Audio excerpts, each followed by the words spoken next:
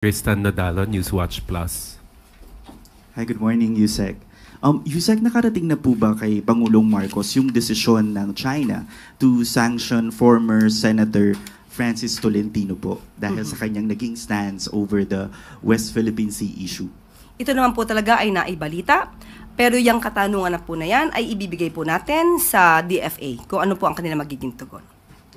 But as a follow-up lang po, ma'am, no, given this move by the Chinese government, parang nagbibigay rin po ba to? Does it send a chilling effect to Filipino officials who are very vocal when it comes to the South China Sea, West Philippine Sea issue? Kung pwede pala itong gawin ng China sa kanila? Kung ano man po ang naging dahilan ng China sa pagban kay Senator Tolentino, kanila po itong desisyon. Pero ang bawat Pilipino, ang tunay na Pilipino, at ang mga Pilipino na pro-Philippines, hindi nila ito mapapatahimik at hindi nila ito mapagbabawalan na ipagtanggol kung ano man ang karapatan natin sa ating bansa at sa ating mga maritime rights. Ang sabi nga ng Pangulo, we will not yield even an inch of our territory to a foreign power. Last follow-up na lang po on this matter. Pero wala pong balak si Pangulong Marcos to summon Chinese Ambassador Wang Zilian or Chinese officials to relay yung naging concern natin on this decision. Sa ngayon po ay wala pong nasasabi ang ating Pangulo patungkol dyan. Thank you po. Christian Yosores, DZMM.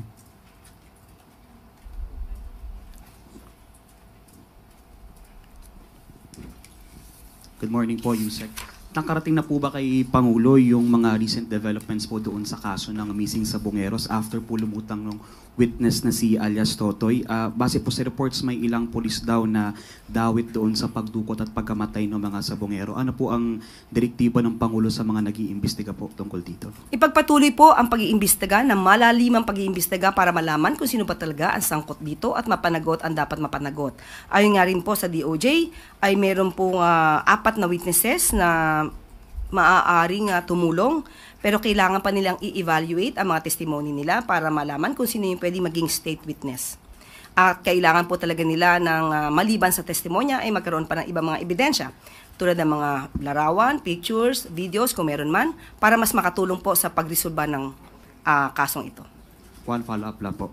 May mensahe po ba ang palasyo sa hudikatura after din po may lumabas na report na sinasabing masyadong makapangyarihan yung mastermind and can influence even the Supreme Court?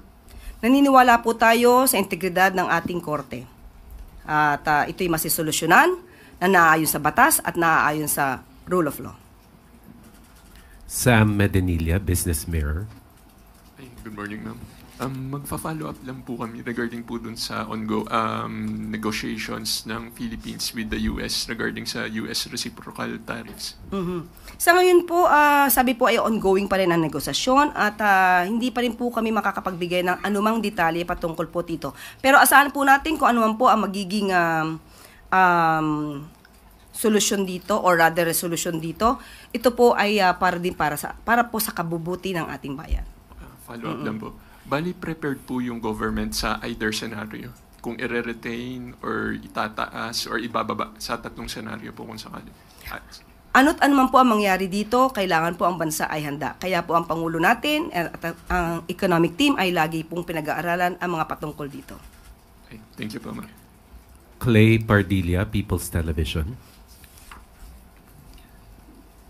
Good morning po, Yusek. Former presidential spokesperson Harry Roque recounts the pain of leaving the country and being separated from his children. At ang sabi niya pa po ay I was forced to leave under the circumstances. At hindi daw po niya mapapatawad ang Marcos administration po.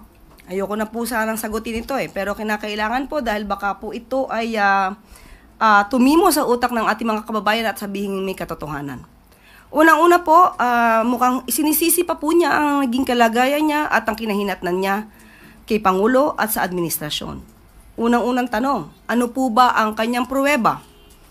Kwentong walang kwenta? Kwentong barbero? Una po, hindi naman po yata niya kasama ang Pangulo nang siya ay nakipag-deal sa Whirlwind at sa Lucky South 99.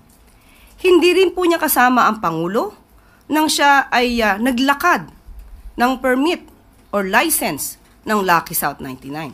Hindi rin po yata niya kasama ang Pangulo nang ito ay magbukas ng isang joint account kasama si A.R. de la Serna.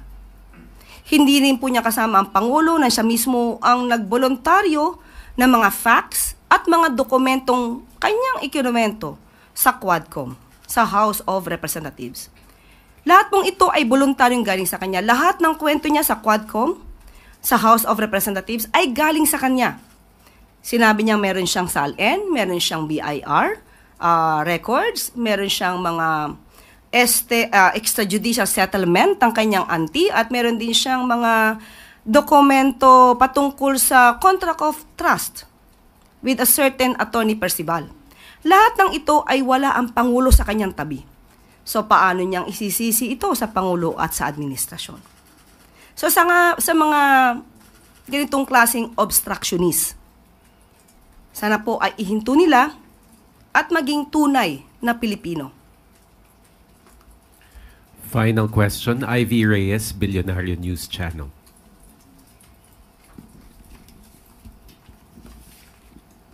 Morning po, Yusek. Sa 20th Congress, pag-open ng 20th Congress, final po ni Senator Gatchalian na yung 3-year college degree. Tatanong ko lang po na since President Marcos is against the K-12 na po, na hindi effective yung K-12 like he said, ano pong masasabi ng palasyo dito? Okay, gusto po natin liwanagin ito. Hindi po niya sinasabi na hindi natutol siya sa K-12. Ang sinabi lang po niya ay hindi naging epektibo agad dahil hindi na i-prepare ang mga ahensya para dito. At ngayon po, sa pamamagitan din po ni Secretary Angara, ini-improve po ito. Pero ayon po sa ating Pangulo, hanggat nandyan po ang batas para sa K-12, ito po ay susuportahan at palalawigin at pag-iibayuhin na maayos para sa ating mga estudyante. So hindi na po siya tutol talaga sa K-12. Aayusin po ngayon. Pero kung ano po ang magiging batas, yun din po ang susundin. Pero sa ngayon na nandiyan po ang batas, ito po ay bibigyan po ng halaga at palalawigin at pagagandahin pa po. Follow-up, Mariz Umali, GMA Integrated News. Good morning po. This is not a follow-up.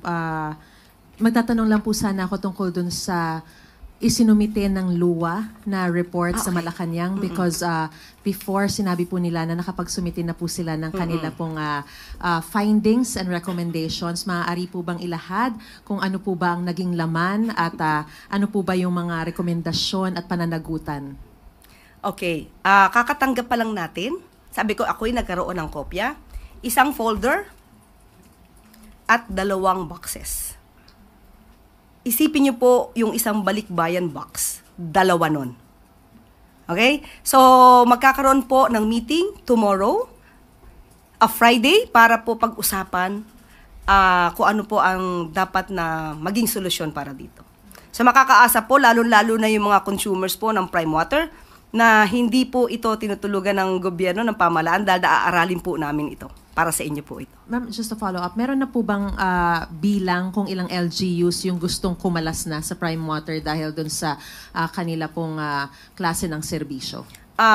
Most probably, Friday pa natin ito malalaman dahil nag-start na po ako sa folder at meron po tayong ibang nabasa na malamang ay hindi pa po ninyo alam. Saka ko na po i-report. And one last, may I just take this opportunity. Ma'am, I understand na sinabi niyo po na ipaubaya na natin sa DFA yung tungkol po dun sa reaksyon ng China dun sa ginawa po kay Senator Francis Tolentino. Pero nakikita niyo po bang paglabag ito sa diplomatic protocol? Yung ganitong pagsasanction nila sa isang dating opisyal ng pamahalaan because of what his stand on the issue on West Philippine Sea and the tension on West Philippine Sea. Since pag-uusapan po natin isang foreign policy at ito po ay may kinalaman sa ibang bansa, mas naisip ko po na ang DFA po ang sumagot para dito.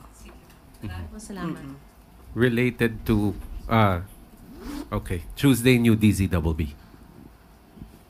Hi, ma'am. Sa ngayon po may 2 low pressure area po sa loob at labas ng bansa. Panay na rin po ang pag-ulan at mga bagyo. Mahalaga po ang papel ng Office of Civil Defense sa ganitong mga pagkakataon. Meron na po bang naitalaga, nakapalit, yung dati nating OCD Administrator, Ariel Nepomuceno, para mag-oversee po doon sa mahalagang papel ng OCD? Opo, meron po na italaga na OIC. Ito po ay si ASEC or Assistant Secretary Rafaelito Alejandro Defort. Siya po ang OIC ngayon sa Office of the Civil Defense. Yun lang po, thank you.